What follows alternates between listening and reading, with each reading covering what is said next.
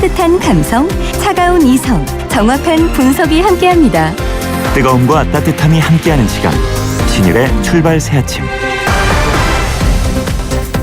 신율의 출발 새아침 3부 순서 시작합니다. 자, 3부 본격적으로 시작하기 전에 우리 청취자 여러분 보내주신 문자 좀 소개해드리죠. 먼저 5506님이 보내신 문자입니다. 절대 사과할 일 아닙니다. 개인적 사고로 강의한 내용을 보도하고 확대 해석해서 나라의 일을 매사 비판하는 식이 진정 애국입니까? 이런 의견 보내주셨고요. 3515님은 윤 후보자의 발언은 그 사람의 정신, 마음, 철학을 담고 있습니다. 절대 안 됩니다. 라는 문자 보내주셨습니다. 여러분들 계속해서 여러분의 의견 보내주시면 저희가 계속 소개해드리겠습니다. 이런 문자 보내주셨는데요. 7486님, 교수님이 총리해주세요. 저는 절대 안 합니다. 5445님 이런 말씀 해주셨습니다. 제발 합리화하지 마세요. 그렇죠. 6836님 이런 또 문자 보내주셨네요. 후보자 사람의 부모와 조부모, 그의 조상은 도대체 어떤 사람이었나요? 이런 문자까지도 보내주셨습니다. 여러분들 이런 것이 다양한 의견이 있을 수 있습니다.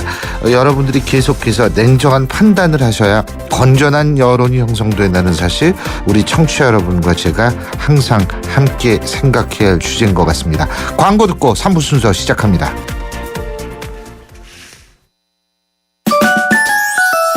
우리 수학 성적이요? 당연히 걱정 없죠. 그렇다면 수학 실력은 어떨까요? 지금 아이의 수학을 진단해보세요. 정확한 진단과 처방이 진짜 수학 성적을 만듭니다. 스스로 수학.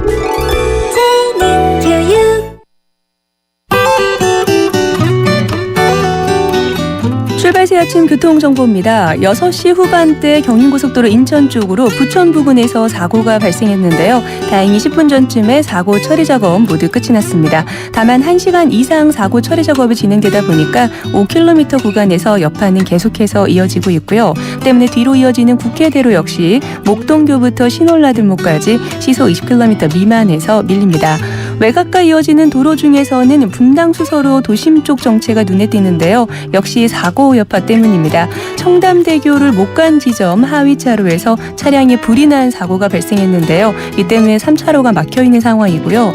복정부터 청담대교 남단까지도 시속 20km 미만 정체를 보입니다. 반대편 외곽 쪽으로 이동하는 데는 청담대교 북단부터 탄천 1교 쪽으로 정체 서행으로 통과합니다. 출발 새아침 교통정보였습니다.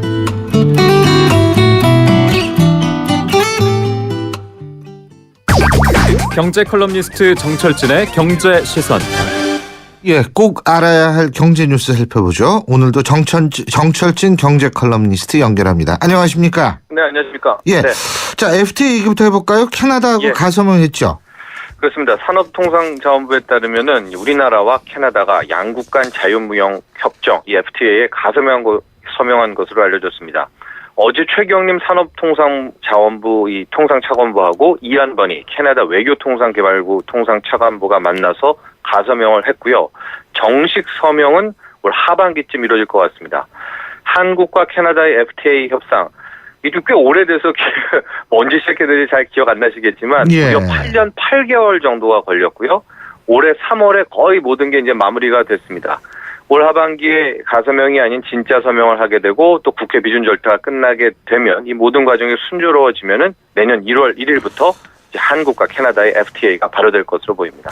우리가 한미 FTA 이런 한캐 FTA 이게 좀 이상하죠? 네, 한국과 캐나다의 FTA, 네. 한캐 FTA 이건 좀 이상하네요, 근데. 예. 자, 네. 내용 하나씩 살펴보죠. 아주 전형적입니다. FTA의 기본을 따랐습니다. 일단 양국은 협정 발효 후 10년 안에 거의 모든 품목의 관세를 이제 없앤다. 조금씩 균등 인하하다가 아예 없애기로 했고요. 품목별로는 97.5%, 그러니까 거의 대부분이죠. 이제 한국과 캐나다가 10년 안에 관세가 사라집니다. 그리고 늘 그렇듯 보면은 우리나라는 자동차, 가전 이런 공산품에서 유리하고 캐나다는 쇠고기 같은 축산물에서 시장 개방에 따른 수혜가 있습니다. 예. 우리나라가 이 캐나다에 수출하는 품목을 보면은요, 자동차가 무려 42%를 차지합니다. 그렇군요. 그러니까 뭐 거의 상당한 거죠, 자동차가. 예. 근데 현재 자동차 관세가 한 6.1% 정도 되는데 이게 차츰차츰 낮춰져서 2년 뒤에는 완전히 사라지게 됩니다. 또 많이 수출하는 게 가전제품들인데 이 세부 품목에 따라서 당장 내년부터 이 발효 즉시부터 없어지는 것도 있고요. 3년 안에는 모든 가전제품의 관세가 철폐가 됩니다. 이제 반면에 이 농축산물에서는 우리가 분리하게 되는데 그래도 쌀, 분유, 치즈 이렇게 211개의 품목은 양어 대상에서 철폐했다. 그러니까 즉 관세를 유지한다. 철폐가 아니다. 이걸 지켜냈습니다. 다만 쇠고기는 15년 안에 또 돼지고기는 품목별로 뭐 5년 또는 13년 안에 이제 관세가 점진적으로 낮아지다가 없어지게 됩니다. 그리고 이제 이 밖에 뭐 피해가 있을 때 급박하게 이렇게 뭐 시동을 거는 세이프가드 제도 도입을 했고요. 또 투자유치국 정부가 이제 양쪽에 우리도 그렇고 캐나다가 그렇고 협상을 어겨서 투자자가 손해를 봤을 때 해당 정부를 상대로 이 중재를 신청하는 ISD 투자자 국가소송제도 이번 한캐 FTA에 도입이 됐습니다. 예, 그렇군요. 그 다음 소식은 어떤 거죠? 이 한 경제신문이 단독 보도했다 이렇게 밝힌 내용인데요. 이 서울 미팔군 용산 기지가 이제 2016년이 되면 평택으로 옮겨가니까 그렇죠. 이제 그 자리에 243만 제곱미터 규모, 거의 여의도의 3분의 1 정도 될 텐데 이 면적의 용산 공원이 이 미국 뉴욕의 맨하탄에 가보시면 센트럴 파크라고 있습니다. 그렇죠. 어마어마한 생태숲인데 그런 것처럼 이 단일 생태숲으로 조성될 것이다. 이런 내용을 단독 보도했습니다. 그래서 이제 이 단일 생태숲이니까 그냥 숲 그대로입니다. 이 자연미를 극대화하기 위해서 원래는 현재 이 공원 안에 신분당선 연장선이 이 지하철 역사가 생길 예정이었는데 예. 이것도 이게 돌아가게끔 바꿀 것이다. 이렇게 보도를 했습니다. 예, 물론 뭐 단독이니까 확인이 필요할 것 같지만 해야 되겠죠. 오늘 정도에. 네. 예, 이 용산 뭐 서울시에는 이거 굉장히 중요한 뉴스 아닙니까? 큰 뉴스입니다. 부동산에도 이게 굉장히 민감한 일이고요. 부동산 예, 그 생각을 못했네요. 용산일 때. 예, 그렇습니다. 부동산. 그렇죠. 왜냐하면 이 센트럴파크 같은 공연이 생긴다는 게 굉장한 호재거든요. 주택시장에는. 예. 이번 그 신문이 단독 입수한 자료 제목이 용산공원 조성 종합기본계획 수정안이라는 건데 서울 여의도 면적 3분의 1 크기에 달하는 용산공원을 개발할 때 원래는 뭐 6개 테마공원을 쪼개서 이렇게 뭐 이런저런 하기로 했었는데 이런 거 다 철폐하고 그냥 쭉 밀어서 단일 생태숲으로 만든다. 그 수정안에 이런 내용이 있었다고 합니다. 그래서 이제 앞으로 용산공원 내 새로운 건물은 못 만들고요. 예. 부지 안에 미군 시설 있지 않습니까? 그렇죠. 그게 한 1,000동 정도 되는데 그것을 이렇게 저렇게 좀 활용한다고 합니다. 이 센트럴파크도 뉴욕의 허파 기능을 한다. 뭐 아주 그렇죠. 도심 안에 이런 공원이 있으니까. 그래서 이 용산공원이 앞으로 서울 도심의 허파 기능을 할 텐데 사업비는 총 1조 2천억 원. 공사는 2017년부터 들어가서 2027년 거의 약 10년인데요. 이때 되면 완공이 된다. 이렇게 보도를 하고 있습니다. 그렇군요. 자, 다음은 저희가 요새 스포츠 뉴스 하느라고 국제뉴스 안 하거든요. 또 이걸 어떻게 아시고서 이걸 또 미리 이 배려하는 마음에 감동하고 있습니다. 이라크 내전에 관한 소식이죠?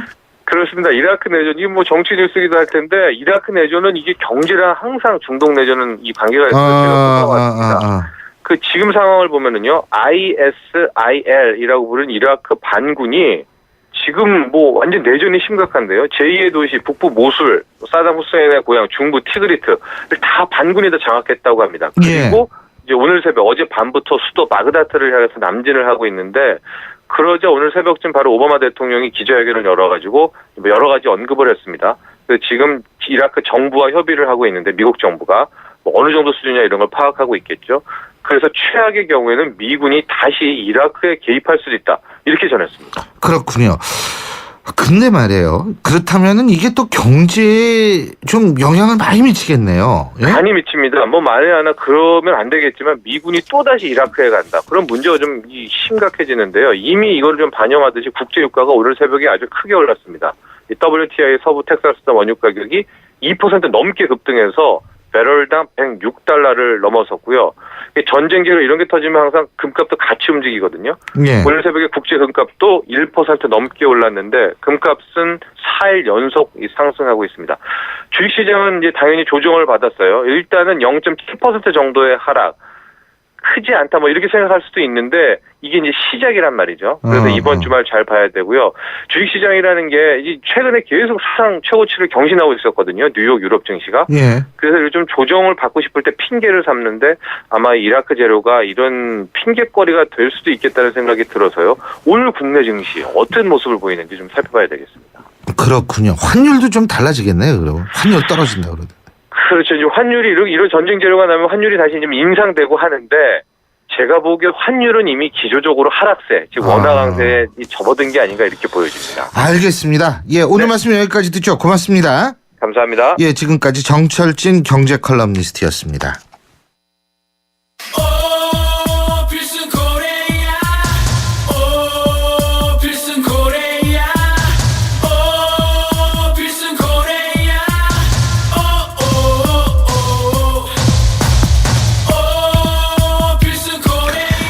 예, 오늘 새벽이었죠. 지구촌 최대의 축제 월드컵이 브라질에서 그 화려한 막을 올렸습니다. 우리나라 축구팀도 브라질에 입성해서 막바지 전력을 가지고 있는데요. 이번 대회의 최대의 관전 포인트 역시 홍명보호의 16강 진출 여부일 텐데요. 최종 평가전에서 가나에 0대4로 참패해서 우려의 목소리를 낳고 있습니다만 그래도 축구는 각본 없는 드라마죠. 기대 안 할 수 없습니다. 우리 팀 앞으로 어떻게 잘 싸울지 그리고 예상 성적 월드컵 전반적인 관전 포인트 짚어보겠습니다. 명지대학교 스포츠 기록 분석학과 신문선 교수 연결합니다. 교수님 안녕하세요. 예, 안녕하세요. 신 교수님. 라디오 통해서 뵙네요. 예, 글쎄 말이에요. 아니 뭐 같은 학교끼리 성도 같은데 네. 또 여기서 이렇게 얘기하기가 좀 뭐합니다만. 자, 오늘 그저 개막 그 시기 좋았던 모양이죠. 제가 못 봤는데요. 개막. 그렇죠. 아마 아침에 출근들 하시느라고 경기를 보는 개막 경기죠. 예. 그리고 개막식을 못 보신 분들이 있을 것 같아서 짧게 제가 말씀을 드리면요. 예, 예. 오늘 그 개막식은 브라질의 자연 그리고 사람 그리고 축구라는 그 테마를 갖고 상파울로 스타디움에서 그 진행이 됐었는데요. 예. 제가 월드컵 현장에만 6번 있었거든요. 예. 이제 월드컵 개막식 때마다 자국의 문화를 소개하거나 또 역사를 소개하는 그러한 그 이벤트들을 준비하는데 예. 오늘 본 그 브라질의 개막식 행사는 브라질이 세계에서 가장 큰 나라 중에 하나 아닙니까? 예. 그러다 보니까 이제 자연과 또 사람 그리고 축구는 브라질에서는 종교 다음으로 절대적으로 이제 사람들에게 절대적인 영향을 끼치는 하나의 그 문화적 콘텐츠 아닙니까? 예, 이런 것들이 녹아들어서 6만 그 관중들이 보는 가운데서 아주 화려하게 수를 놓았다 이런 생각이 들었고요. 예. 사실은 이제 브라질 월드컵이 개막 직전까지만 해도 운동량이 되느냐 안 된다, 뭐 그 대회를 할 수 있느냐 없느냐, 뭐 이런 논란들이 상당히 많았는데 어찌됐든 개막식 경기를 화려하게 치르면서 브라질 월드컵은 지구촌 축구 팬들과 더불어서 아주 축제의 분위기로 이제 빠져들게 됐다 이렇게 얘기를 할 수 있습니다. 오늘 개막 경기도 상당히 궁금할 텐데요. 예. 브라질과 크로아티아가 개막 경기를 치렀는데 브라질이 3대1로 역전승했습니다. 예. 크로아티아가 전반전에 브라질의 자책골로 선취골을 넣고 앞서갔습니다만 네이마르 선수가 동점골 그리고 후반 23분에 페널티골 그리고 후반 중반 이후에 오스카 선수가 한 골을 더 보태서 3대1로 역전승하면서 개막 경기를 화려하게 쏘놓았는데 특히 이제 그 네이마르 선수가 두 번째 페널티골을 넣을 때요. 예. 그 페널티킥을 준 일본인 주심의 판정에 대해서는 다소 아쉬움이 있고 논란이 있을 수 있는 소지가 있었다. 어떻게 보면 홈 어드밴티지도 있었다. 이렇게 볼 수 있었습니다. 그렇군요. 네. 근데 이제 우리가 관심 갖는 게 우리 팀인데 그 얼마 전에 4대0으로 졌잖아요. 가나한테. 그렇죠. 러시아 경기 어떻게 예상하세요, 교수님은? 이제 수요일 날로 다가와 있어요. 예. 사실은 제가 학교에서 연구하는 분야는 데이터를 갖고 축구 경기를 분석을 하는데 그 데이터라는 것이 사실은 중요한 의미를 갖거든요. 예. 왜 제가 그 데이터를 먼저 얘기를 하냐면 한국 대표팀이 최근 튀니지와 경기 그리고 가나와 경기 때 나타났던 각종 기록으로 보면 예. 한국 대표팀은 전체적으로 팀 컨디션이 슬럼프에 빠지는 것이 확실하고요. 또 하나는 팀뿐이 아니라 개인별로 보더라도 선수 개인이 컨디션이 좋을 때와 비교한다면 상당히 선수들의 컨디션 사이클도 최적의 상태가 아닌 것이 이제 확인이 되고 있다는 것이죠. 이것은 이제 선수의 컨디션에 이제 영향을 끼치는 여러 가지 요인들이 있는데요. 예를 들어서 체력적인 부분이 있을 수 있고요. 예. 그리고 이제 감독의 작전에 포함되는 전술적인 부분이 있겠죠. 그리고 이제 선수들 입장에서 보면 또 경기력에 가장 중요한 영향을 끼치는 것이 심리적 요인이 있을 수 있는데요. 네. 이 세 가지 요인이 어찌됐든 한국 대표팀은 상당히 지금 추락돼 있는 상태에서 튀니지 가나전 경기를 통해서 연패를 했고, 그러다 보니까 언론 그리고 국민들 이제 시각에서는 대표팀에 대한 신뢰도가 상당히 떨어지는 그런 결과가 됐죠. 예. 자, 그렇다면은, 예? 네. 지금 뭐, 홍명보 감독은 문제 없다. 지금 이런 얘기 하고 있지 않습니까? 그죠? 네. 그렇다면은 지금 뭐 어떤 대안이 있다고 보십니까? 자, 앞서도 이제 제가 세 가지 말씀을 드렸죠. 예. 자, 이제 거꾸로 이제 얘기를 하죠. 자, 심리적인 면에서 최근 2연패를 했고, 예. 선수들이 또 특히 가나에게 4골을 허용했는데, 지금 대회는 코앞에 나와 있는데, 불안감이 가중되는 것은 틀림이 없거든요. 자, 근데 이제 이 시점에서 가장 중요한 것은, 비난, 비판보다는 코앞에 지금 시험이 다가와 있으니까. 그렇죠. 예, 수능이 바로 코앞이죠. 그러니까 예. 이제 격려하는 차원 또 이제 홍 감독 입장에서 제가 감독이라고 하더라도 뭐 그렇게 애들로서 이제 표현을 할 수 있다라고 저는 보거든요. 예. 가장 이제 중요한 것은 이제 전술적인 부분인데요. 월드컵이나 올림픽에서 우승하는 팀들을 보면 대회 시작해서 결승전까지 거의 스타팅 멤버가 변화가 없습니다. 그리고 특히 수비진은 죽을 만한 실수, 그러니까 죽을 만한 실수라는 것은 이제 자책골을 그렇죠. 넣거나, 뭐 자살골 넣고 이런 그렇죠. 거죠. 그렇죠. 뭐 패스 미스라도 결정적인 예. 골을 허용하거나 그럴 때가 아니면 수비는 바꾸질 않거든요. 왜냐하면 전술적으로 수비는 조직력이 가장 중요한 하나의 그 덕목이기 때문에. 그런데 최종 리허설 성격으로 열렸던 가나와 경기 때 한국 대표팀은 수비수가 4명 중에 3명이 바뀌었다는 얘기거든요. 예. 근데 이제 수비수가 4명이 바뀌었다는 것은 조직력에 대한 불안이 아직까지도 가시질 않았다는 거고요. 이것은 수비 라인뿐이 아니라 전체적으로 뛰는 11명의 모든 선수들에게도 심적으로 상당히 어떻게 보면 부담스럽다 이제 이런 거죠. 예. 그리고 이제 한국 대표팀이 그동안 누누이 강조됐던 골 넣는 예를 들어 골 결정력에 대한 불안도 얘기를 했었는데 예. 한국 대표팀은 이번 평가전을 통해서 공격수들 전부 해파로 지금 가동하고 있잖아요. 그렇죠. 박주영, 이청용, 손흥민 그 밑에 그 공격 미드필더인 구자철 이런 선수들을 가동을 하고 있는데 수비 쪽이 불안하고 그리고 그 전체적인 경기가 떨어져 있다 보니까 공격수에게 연결되는 패스가 늦고요. 늦게 패스가 연결되다 보니까 상대 수비는 이미 한국 공격수보다 더 많은 숫자가 포진돼 있고 가나 경기 때 이제 특히 그런 현상이 나타났었는데요.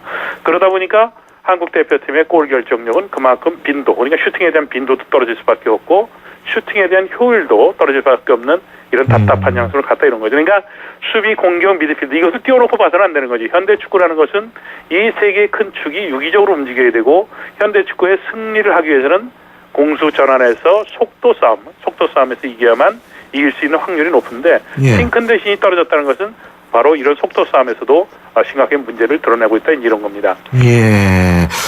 그러면 교수님 그 우리나라가 속한 H조 예선 성적은 어떻게 나올 거라고 보십니까? 자, 이제 팀 스타일이 서로 다르죠.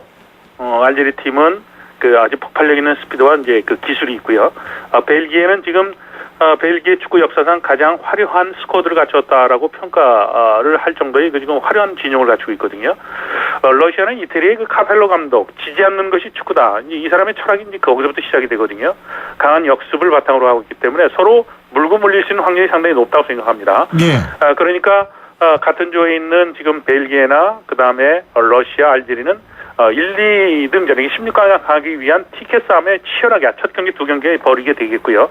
한국 대표팀은 지금 수요일날 경기가 예상돼 있는데 수요일날 러시아 경기를 만약 지게 되면 한국 대표팀은 객관적 전력에서 가장 뒤지는 팀이기 때문에 선수비 후 기습이라는 그 틀을 갖고 세 경기를 모두 할 수밖에 없는데요.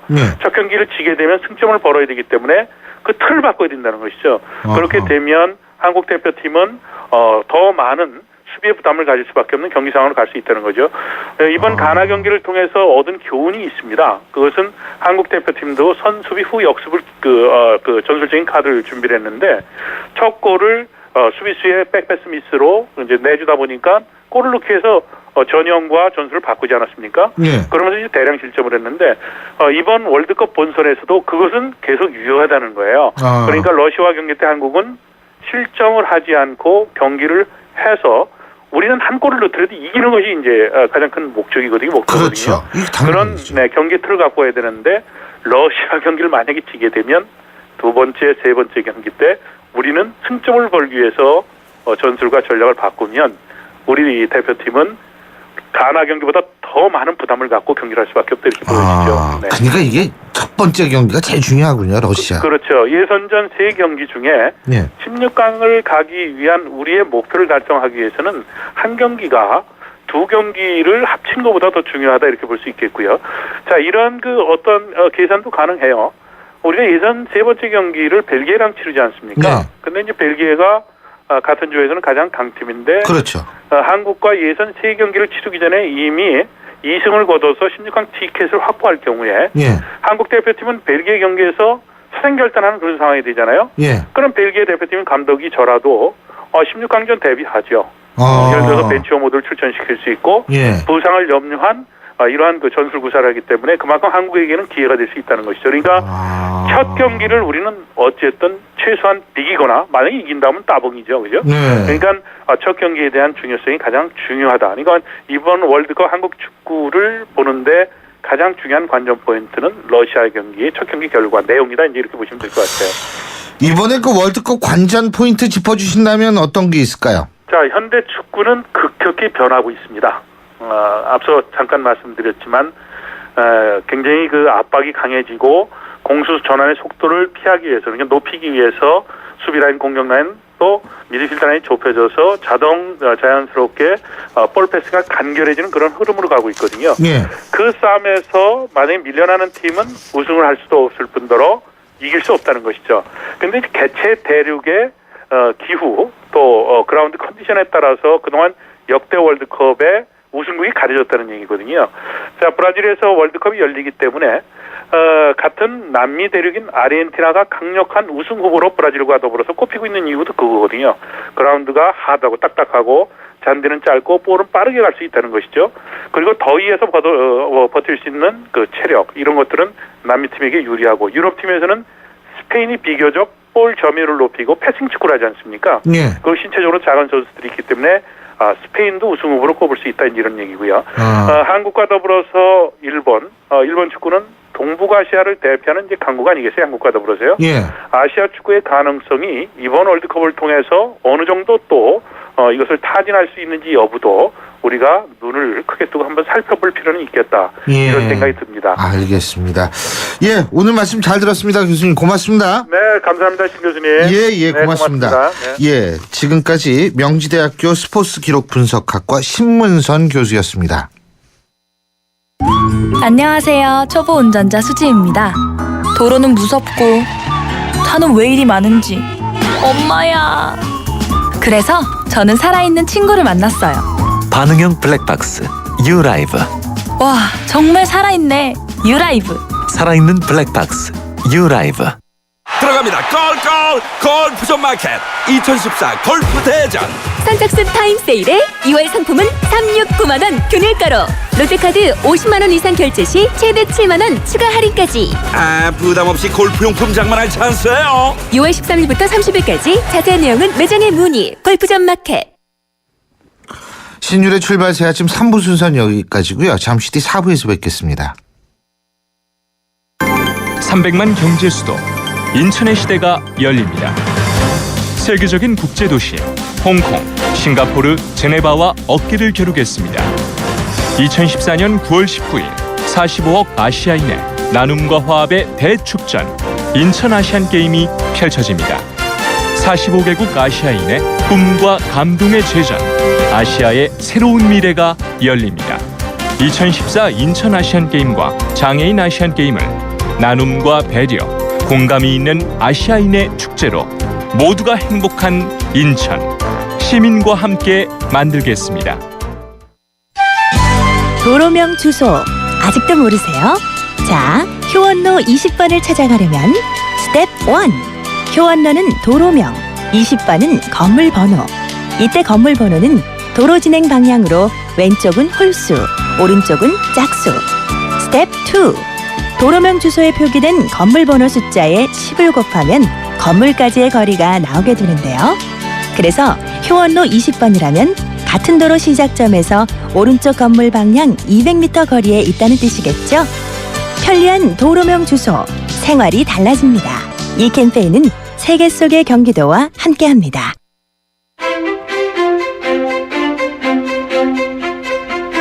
여러분은 지금 신율 교수가 진행하는 출발 새 아침을 듣고 계십니다. 예, 신율의 출발 새 아침 4부 순서 시작합니다. 광고 듣고 오겠습니다.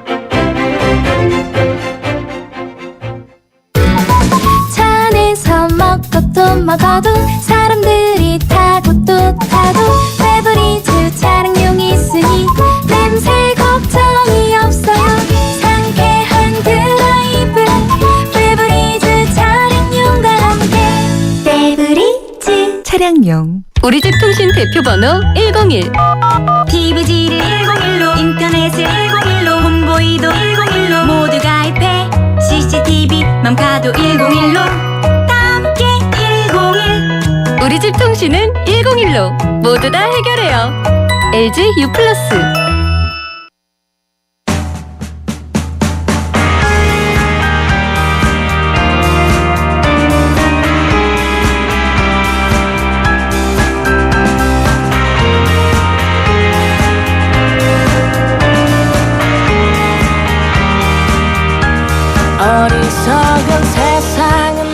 예, 지금 여러분이 듣고 계신 노래 아시죠? 대표적인 스포츠 영화 국가대표의 주제곡입니다. 러브홀릭이 부르는 버터플라이인데요. 오늘 바로 월드컵이 시작이 됐기 때문에 오늘 시네마인 뉴스에서는 스포츠 관련 영화 얘기 나눠보겠습니다. 영화평론가 오동진 씨 나와 계십니다. 어서 오십시오. 네, 안녕하십니까. 예.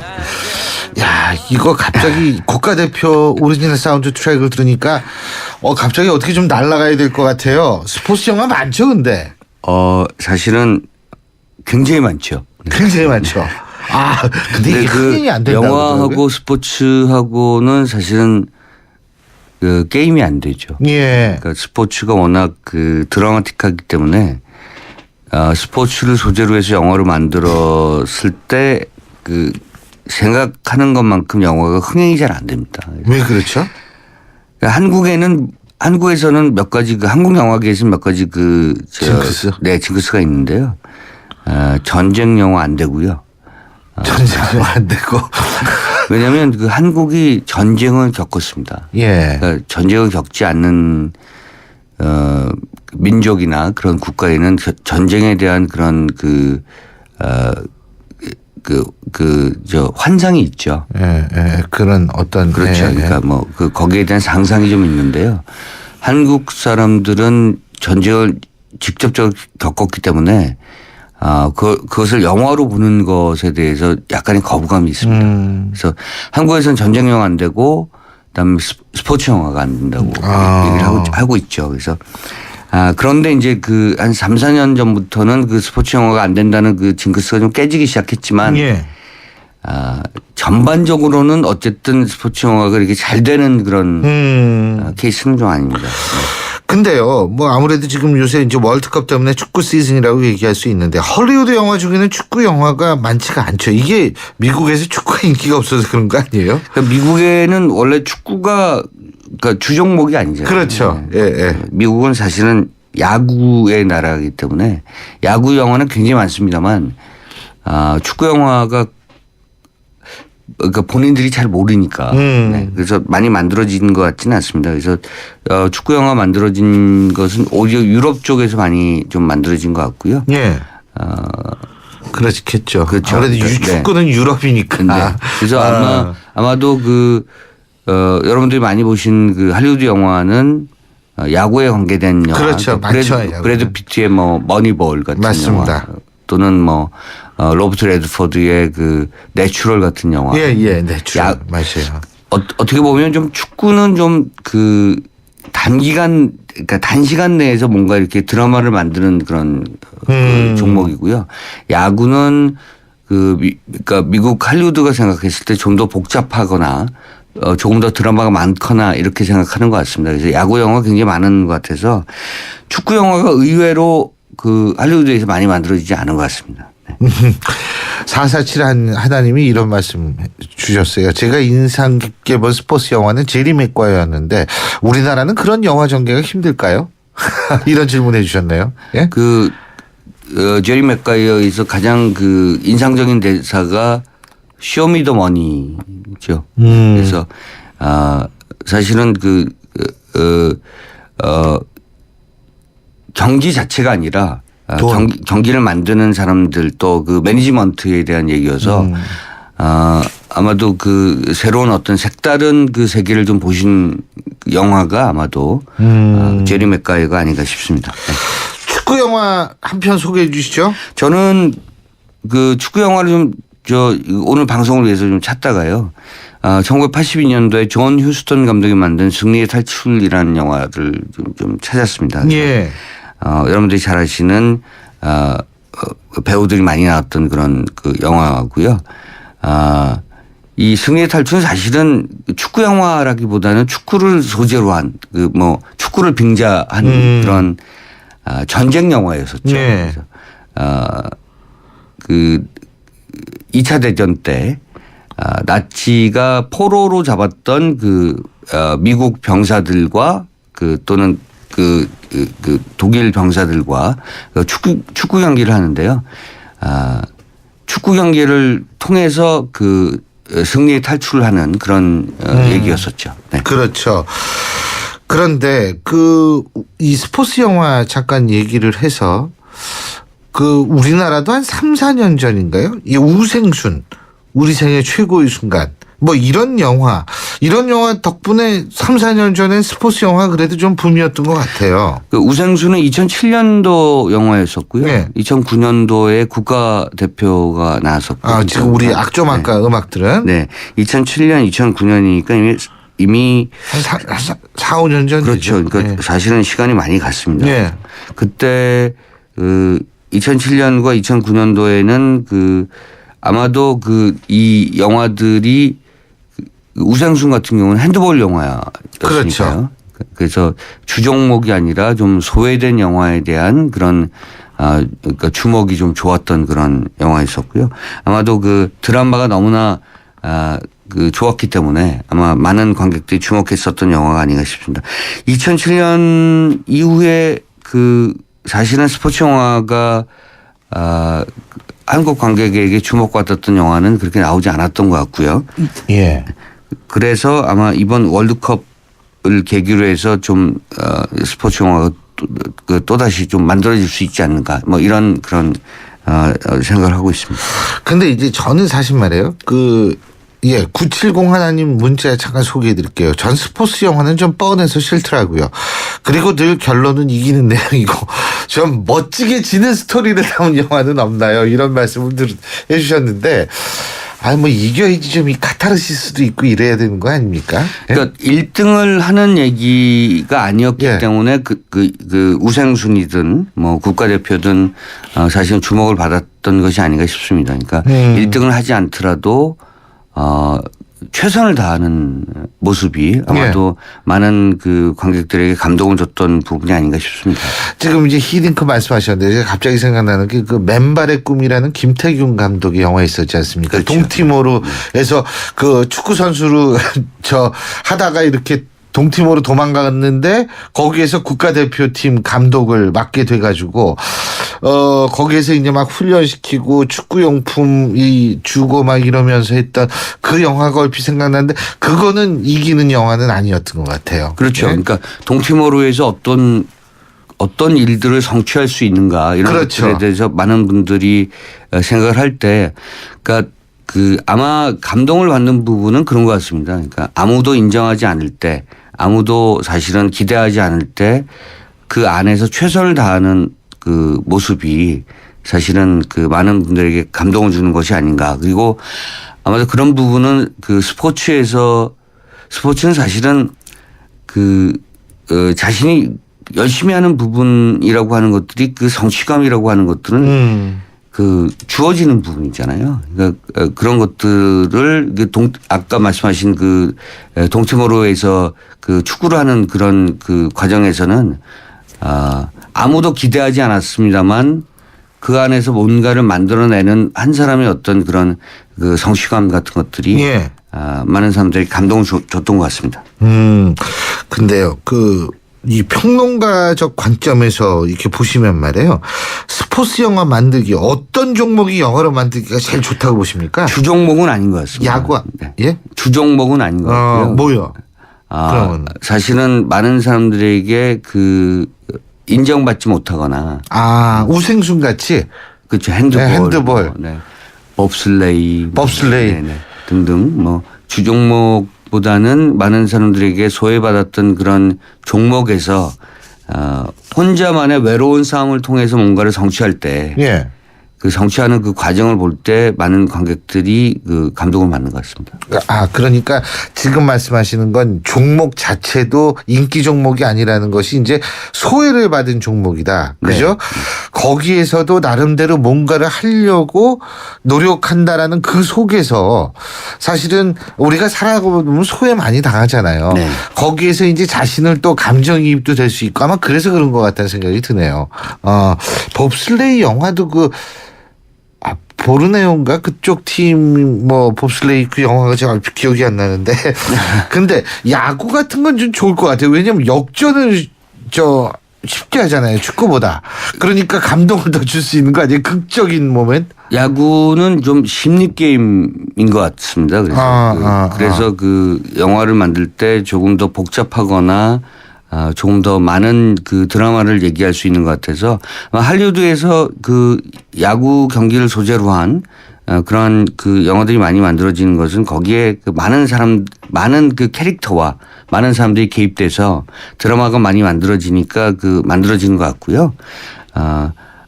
축구같이 그 지금 월드컵이 지금 열립니다만 축구같이 이렇게 좀 직접적인 게임 같은 경우는 할리우드에서 좀 선호하지 않는 게임이 아닌가 좀 싶습니다. 그렇죠.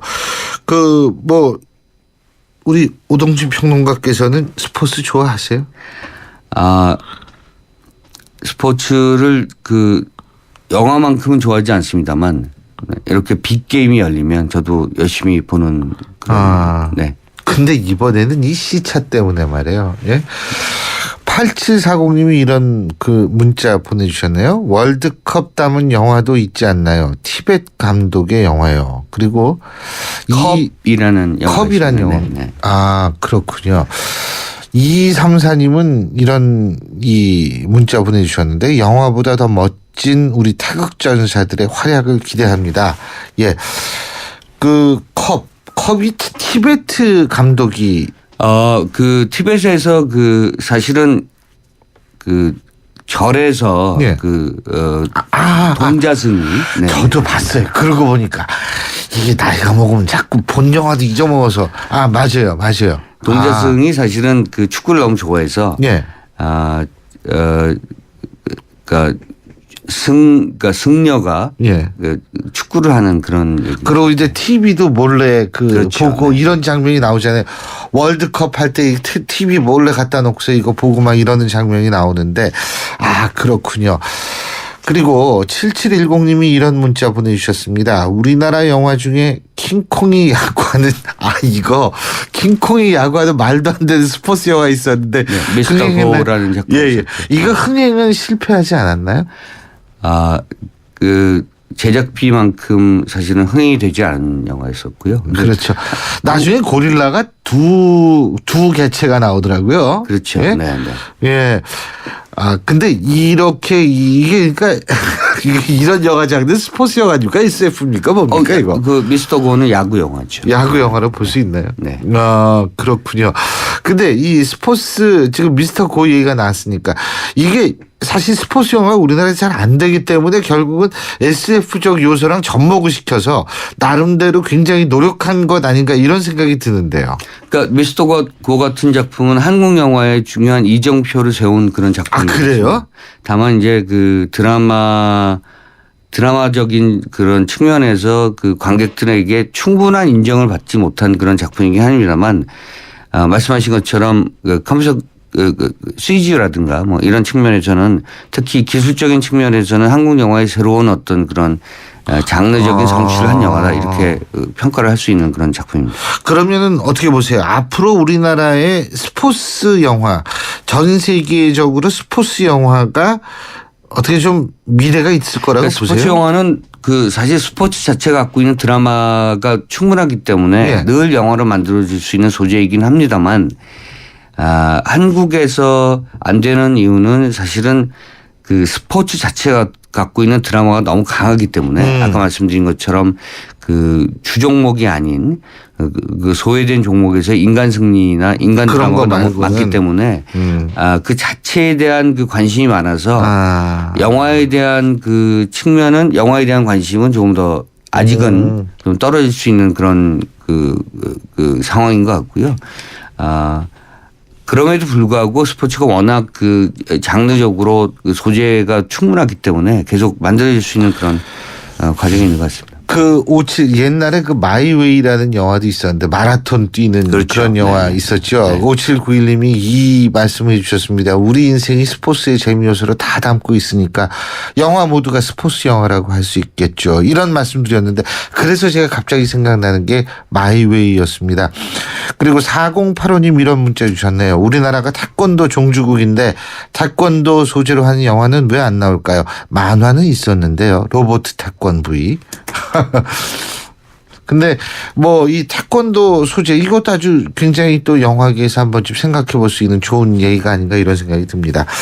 예, 오늘 시네마인 뉴스 여기까지 하겠습니다. 오늘도 우동진 영화평론가와 함께했습니다. 오늘 말씀 잘 들었습니다. 고맙습니다. 네, 감사합니다. 우리의 수학 성적이요? 당연히 걱정 없죠. 그렇다면 수학 실력은 어떨까요? 지금 아이의 수학을 진단해보세요. 정확한 진단과 처방이 진짜 수학 성적을 만듭니다. 스스로 수학.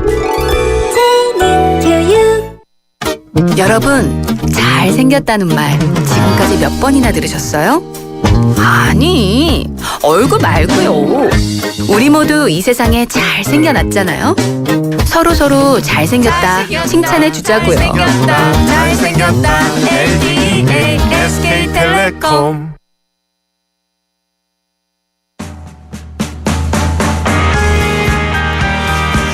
예, 여러분 다시 지금 영화 국가대표의 오리지널 사운드 트랙이죠. 이 러브홀릭의 버터플라이 듣고 계신데요. 오늘 월드컵이 드디어 시작이 됐습니다. 그리고 앞서 말씀을 드린 대로 우리 신문선 교수께서 그런 말씀해 주셨죠. 다음 주 수요일 날 러시아하고 경기를 하는데 이 경기는 꼭 이겨야 한다 이런 얘기를 했습니다. 모든 경기는 꼭 이겨야겠죠. 모든 경기는 꼭 이겨야 되지만 저는 사실 그렇게 생각을 합니다. 때로는 패배도 그리고 아름다운 패배도 있어야지 인생이 살맛이 나는 것 아닌가 이런 생각이 듭니다. 그리고 아름다운 패배 그것이 있어야만 또 우리 사회가 좀 더 기름지게 되는 것 아닌가 이런 생각이 드는데요. 물론 러시아전 전에는 반드시 이겨야겠죠. 그리고 우리 축구 16강 가면 참 좋을 겁니다. 아니 8강 4강까지 가면 참 좋을 텐데요. 다음 주 수요일 날 한번 보죠. 그리고 이번 주말 여러분 월드컵 보면서 또 심심하지 않은 주말 보내실 것 같은데요. 여러분 주말 잘 보내시고요. 저는 다음 주 월요일 7시 10분에 여러분 다시 찾아뵙겠습니다. 지금까지 프로듀서 김혜민, 작가 이형선, 조은별, 그리고 기술의 장미진 감독, 그리고 저는 신유리였습니다. 청취해 주신 여러분 고맙습니다.